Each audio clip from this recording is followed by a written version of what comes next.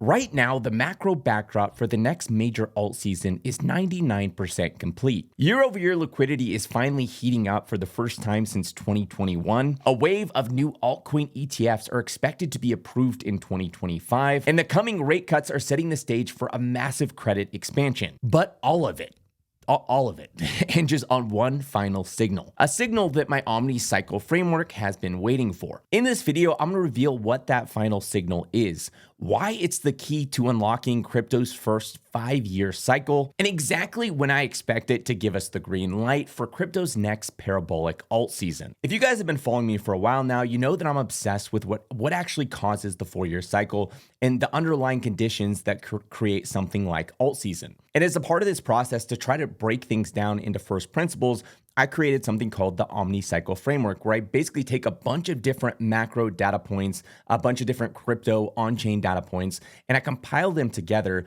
to give me sort of a picture of all the different things that have to come together to create a crypto alt season, an alt season like we saw in 2013, an alt season like we saw in 2017, and an alt season like we saw in 2021. And there's a lot of people that will try to oversimplify these sort of dynamics. They'll say, hey, it's debt. Like debt is what causes alt season and the 4-year cycle. Or they'll say it's global liquidity. This is really well known. This is what caused it. Like global M2 going up is what causes alt season and the 4-year cycle. And those things are true. Like debt and global liquidity definitely play a role in what causes the alt season and the 4-year cycle, but it's an oversimplification because what causes those debt dynamics you're talking about. Like what's actually like, how do you break that down? How do you actually understand it and anticipate when that's going to lead to alt season, or what causes global liquidity to go up? How do you measure that? And again, how do you anticipate when that's going to lead to alt season? And so this is a lot of what I do and what I dive into and what I've tried to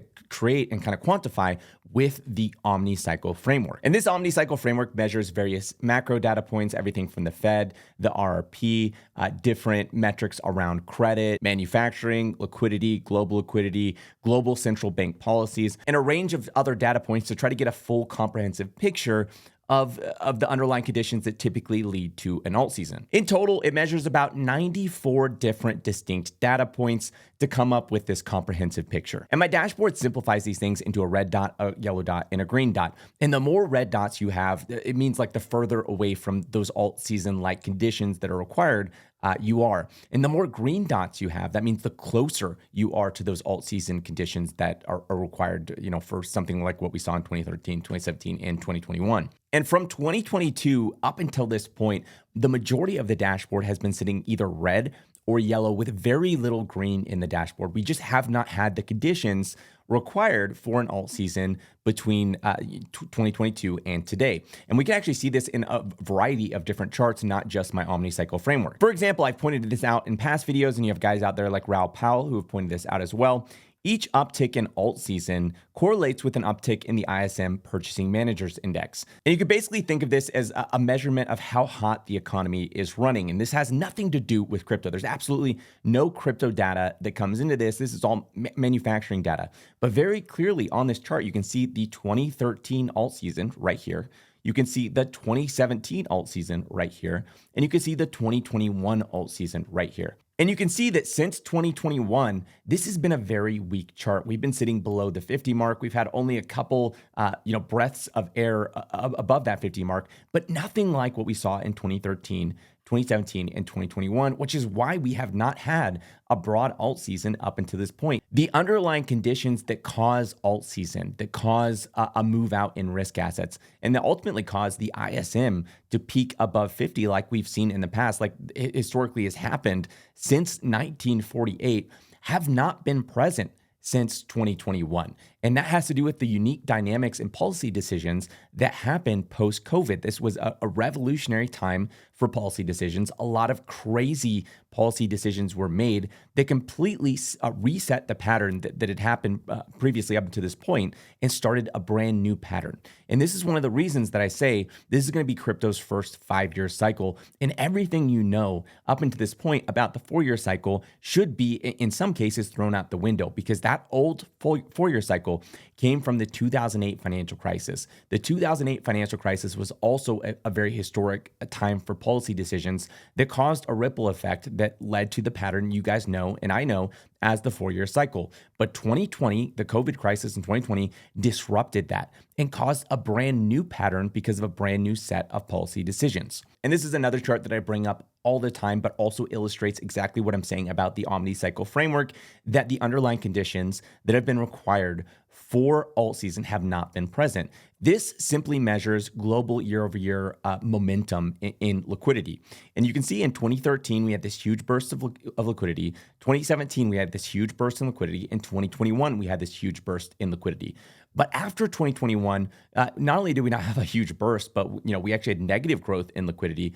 And then we stayed in mild growth territory up until about the current era that we're in. And right now is the first time we're starting to see that year-over-year growth in liquidity start to accelerate. All that to drive home a single point, and that is that the market has been trained that alts do not pump because, over the last few years, alts have done terribly. But alts have done terribly over the last few years because of underlying conditions. And that is extremely, extremely clear. We have not had the conditions present that are typical of an alt season. But those conditions are changing rapidly, and we're quickly heading into an environment that is the same kind of similar environment we saw in 2013, 2017, and 2021 that allows for something like an alt season and a move out in risk assets. And before I dive into the Omni Cycle framework, I want to go back to that global M2 year-over-year chart because you can actually see exactly what I mean in this chart as well. When we had that crazy altcoin rally after Trump won, that was hugely narrative based for one,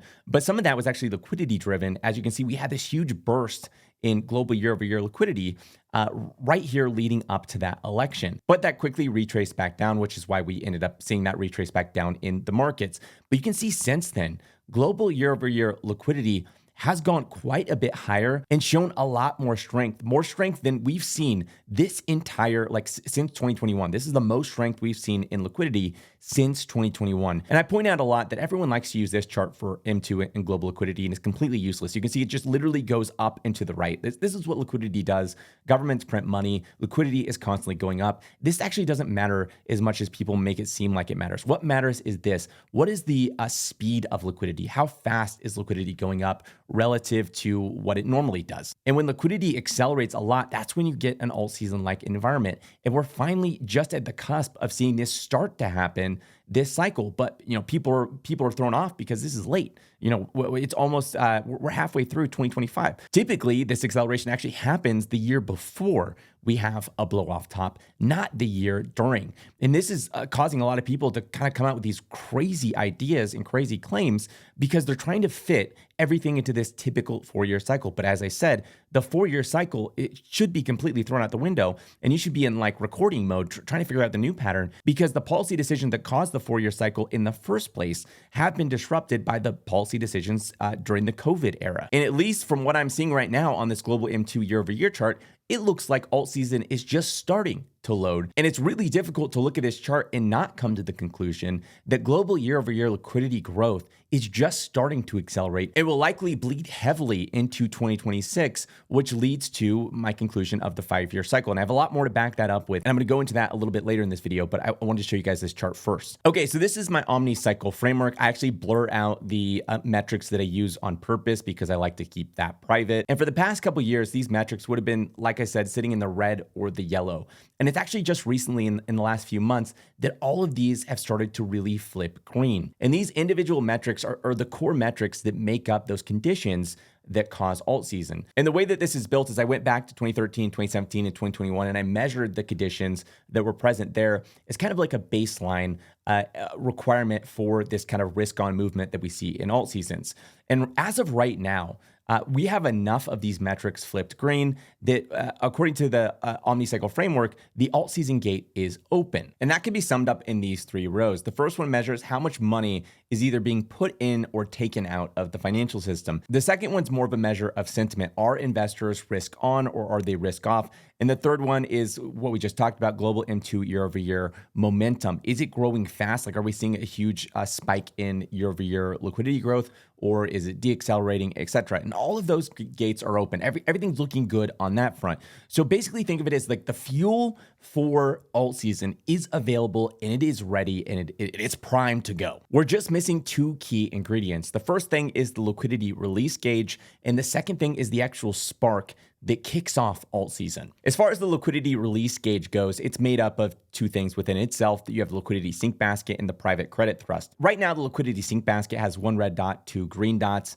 All it needs is two green dots to be good, and so that one is technically good. The only thing that the dashboard is technically waiting on is the private credit thrust. And this is just how fast is the private sector expanding its borrowing and lending, how much credit creation is happening. Credit creation is a form of money printing, and I've talked a lot about the credit cycles in past videos. We want the credit cycle to enter that phase where a lot of people are borrowing, a lot of credit creation is happening, a lot of money is being created, and that kind of levers up the system to cause risk assets to go higher. And currently that dot is sitting yellow, and we're waiting for it to turn green. And that is technically on the Omni Cycle framework, the last dot that is required for it to be alt season go. Meaning basically the underlying conditions are at that point present that were present in 2013, 2017, and 2021 that allowed for an alt season. But that doesn't necessarily mean we get an alt season. It just means for the first time since 2021, we actually have the conditions to allow for an alt season. We still need one final ingredient after that, and that is the spark, or the actual thing that ignites that fuel and gets it directed towards altcoins and towards the crypto sector as a whole. And that spark is some sort of narrative. You could see that is in late 2024 after Trump won. You had a narrative spark that came from Trump winning the presidency. In early 2024, you had this narrative spark from the ETFs. Just because you have the fuel and the correct underlying conditions doesn't necessarily mean you for sure will get an alt season. You have to also have that spark. Another way to think of this would be like, a really, really dry forest in the middle of summer. You have all this overgrowth. It's just like primed for a forest fire, but that doesn't mean you're going to get a forest fire. You actually need that first initial spark for the forest fire to take off. And on the opposite end, if it's the middle of winter, the forest is damp, it's been raining, day after day. Even if you had an absolute roaring bonfire going on, you're not going to start a forest fire that way. And so up until this point, from 2021 up until today, it's been more of that damp environment where there's been a lot of rain, the wood's all soaked. It's been really hard to ignite. And we have had some of these sparks, like the Trump winning the election, the ETF approval, but it hasn't been enough to bleed into a full-blown alt season because the underlying conditions haven't been present for an alt season to be here yet. But like I said, we're just missing one final ingredient, one final thing. It's already on the cusp. It's already sitting at yellow. And all we need to see it do is flip to green, which currently based on its trajectory, the earliest we might see that flip green would be around September. Meaning if all goes according to plan, by September, we should have that final piece of the puzzle flip green and the underlying conditions should be present and ready for an alt season. And coinciding with this, we actually have some really strong contenders for what could be that narrative spark that actually ignites alt season and causes things to really get going. The first one, as I've talked about in the past, is the altcoin ETFs. Currently, there's a range of altcoin ETFs that are awaiting SEC approval, and they're sitting at like 90 to 95% odds of getting approved this year. And that includes things like, I believe, Litecoin ETF. I think there was a XRP, Cardano, for sure there's the Solana ETF, for sure there's a Dogecoin ETF. There's just like a range of different altcoin ETFs and even basket ETFs that include multiple different crypto tokens within that ETF. And you can expect that, if we get a Dogecoin ETF approved or an XRP ETF approved, etc., that kind of means that like pretty much any altcoin that can sustain demand that Wall Street thinks, hey, this could be a decent product, we want to sell it, we want to launch an ETF, is going to likely get an ETF at that point. It's also going to mean you're going to see a lot of speculation on what is going to be the next ETF that gets approved. Is it going to be POL? Is it going to be SUI? Is it going to be, name your favorite altcoin? Is it going to get an ETF? Is going to be like a common theme in the crypto space. That's going to lead to a lot of speculation, a lot of people trying to position before that ETF goes live, especially if some of these ETFs are even moderately successful. That can have a huge impact on the price of these tokens, and the price of these tokens going up could have that same kind of reflexive loop of more people buying the ETF. And there's actually a lot more nuance to those ETFs. I made the entire video on the altcoin ETFs if you want to go back and watch that and hear the whole bull case for why I believe those are maybe one of the single most bullish catalyst for alt season that there is, because there really is a lot more under the surface as far as that goes. The second kind of spark, though, that I see happening is the first rate cut from the Fed coming in September. Currently, the markets are pricing in that we get a rate cut in September from the Fed. If that happens, that could be the catalyst spark that ignites alt season, because typically that ignites more of a risk on behavior where people kind of move further out on the risk curve towards things like altcoins. The third catalyst is just the fact that, like, in general, October through December is typically more of a bullish period for crypto. For whatever reason, crypto tends to perform really, really well in October through December. And the fourth catalyst is just the ongoing TradFi adoption. Right now you have BlackRock, Fidelity, like all these legacy TradFi companies that are really legitimizing not only crypto, but specifically now altcoins with the altcoin ETFs, the success of the Ethereum ETF, the recent IPO of Circle and its success, and the launch of a lot of these stablecoin products, and just kind of like this further diving into the crypto space. That brings a huge legitimizing effect to crypto and specifically altcoins as like legitimate investments. And that could be the spark or catalyst that ends up igniting alt season. And alongside the Omni Cycle framework, I have like an alt season odds dashboard as well, where I run a bunch of data through it to try to get an idea of like all these things together. When is the most likely period for alt season to kick off? No surprise right now, the highest odds are between September and October, which is no surprise given the full picture of everything we just went through. And it's no surprise given that like between now and September, we also have the TGA rebuild, which is kind of like a liquidity vacuum. It's like pulling liquidity out of the market. So don't be shocked if like between now and September, we have actually weakness in the market due to that TGA rebuild. But that ends in September as well. It's like a lot of these things just line up on September, October. This seems to be that kind of like that pivotal point for that marks potentially the start of alt season. And not only do I try to track the timing of when alt season will start, but I also try to track how alt season will actually play out. And I'm very open-minded that it could play out in a different way than we're used to. I think right now, most people are expecting sort of this blow off top late 2025, and then alt season is over. But not only did I mention how the pattern has been disrupted, but if you actually just look at the macro picture, that really doesn't make sense looking at the way liquidity is coming into the market. For one, you have the majority of the rate cuts that are coming to the market happening in 2026. Okay, so Jerome Powell gets replaced in 2026. Trump wants more cuts. He gets to appoint the next Fed chair. And so it's very likely he's just going to appoint someone that's super dovish and going to give and deliver the cuts he wants.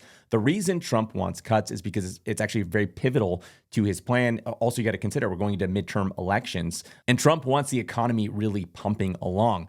Now, tariffs are kind of like a headwind on the economy. They don't necessarily help the economy. They help maybe the deficit, but they're not helping specifically the economy. And so Scott Bessent and Trump have had this plan where they want to run the economy hot. They want to do that through deregulation of the private financial markets. They want to do that via rate cuts. And so that reduces the cost of credit. And then, when credit's cheap, a lot of people take out loans. That should pump the ISM a lot higher and really get the economy cooking. And that's one of the main reasons that he's like, hey, we need more rate cuts, more rate cuts. The other one is, it reduces the interest on the debt. But I think the primary driver is he really wants to get the economy humming along. And he doesn't really care as much about inflation. I don't think he really cares if inflation's running hot at 3%, 3.5%. I think in some ways, like that just reduces our debt, right? Like that's just, we're inflating away the debt. That is the government's pretty much only strategy to deal with our debt is to inflate it away. Right now, the game is like, hey, we're inflating it away at 2%.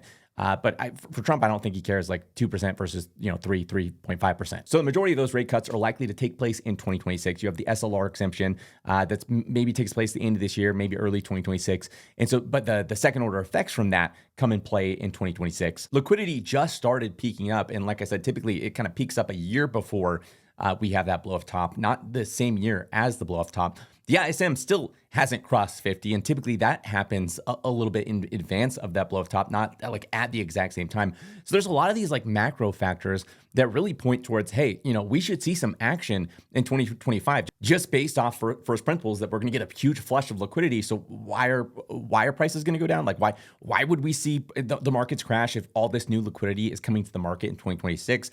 Really, the only risk is inflation. If inflation meaningfully reaccelerates a lot higher, then maybe we don't get as many rate cuts, or maybe the Fed starts to hike rates. And if the Fed started hiking rates, or we saw like a meaningful retraction in liquidity from the market, that would be bad. Like we don't want to see that. But personally, I think people have a lot of recency bias towards 2020, which is a really unique setup where we had all these shipping delays and all these other issues that really contributed to that massive spike in inflation. And I think people are still overestimating, how bad they think inflation is going to get because of this or that.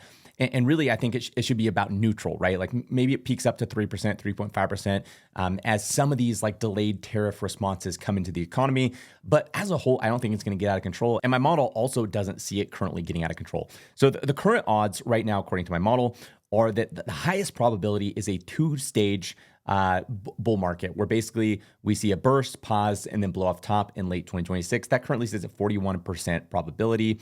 The compressed 2025 burst, which is kind of like what most people think, the end of 2025, we have a blow off top. That's currently sitting at 33%. The continuous grind into late 2026, basically the idea that like it starts in late 2025 and an alt season never ends until late 2026. It sits at a 13% chance. And then a false start, no broad alt season, where basically like things start to kick off maybe late 2025 and then just completely die off. We don't see an alt season, also sits at 13%. And what would cause that final outcome would be something like CPI really getting out of control, like inflation just really taking off for whatever reason, going so high that the Fed has to start hiking rates. That would absolutely kill all season. And so that's one thing you want to watch is like, what's energy doing? What's oil doing? Does Trump appoint the wrong guy? Like does, some guy kind of snake his way in where he's like, I'm going to be dovish. And then Trump appoints him and he's like, actually, I'm going to be super hawkish or something like that. That would be a really bad outcome that we don't want to see, but that's also very unlikely, so I have it on my dashboard because I don't want to rule anything out. But currently the highest likelihood is that we see this two-stage bull market that goes into 2026. But, as things shift, those odds will change as that happens. By the way, I do a weekly video market update just like this every single week in the Obsidian Council. If that's something that interests you, alongside, I also share my full portfolio every time I buy or sell. Updates from various different models that I have, weekly updates from the Bitcoin 2-week model, and a ton more. Currently, the Obsidian Council is closed to new members, but you can sign up for the waitlist in the description of this video. Overall, my current takeaway is we're really, really close to alt season, and that we should see it ignite at some point in either late September, October, and that this will be crypto's first ever 5-year cycle. As always, none of this is investment advice. I'm obviously not your financial advisor, and you should always do your own research. If this video is helpful, make sure to hit that like button, and if you want to see more videos like this, make sure to hit that subscribe button and the little bell next to it to be notified each time I release a new video. Thanks for watching, and I'll see you next week.